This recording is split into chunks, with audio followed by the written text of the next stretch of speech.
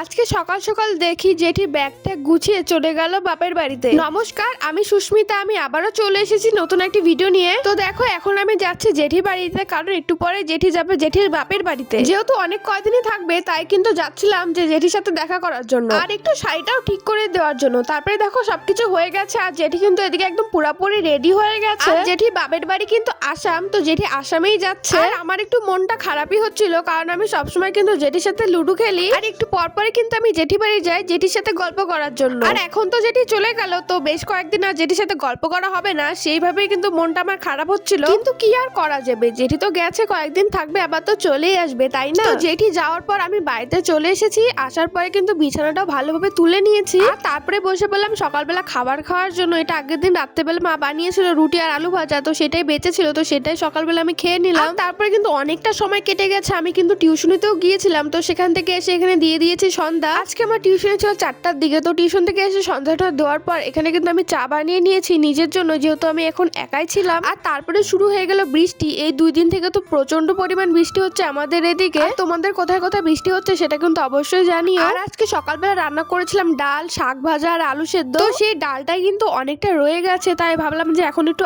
আলু ভাজা করি, তাহলে রাত্রে কিন্তু সেটা দিয়েই হয়ে যাবে। মা কিন্তু আলুগুলো কেটে দিয়েছিল, তারপরে কিন্তু আমি আলু ভাজাটা বসিয়ে দিলাম। আজকের মতো ভিডিওটা এই পর্যন্তই। তোমাদের ভিডিওটা কেমন লাগলো জানিও, ভালো লাগলে প্লিজ একটা লাইক করে দিও।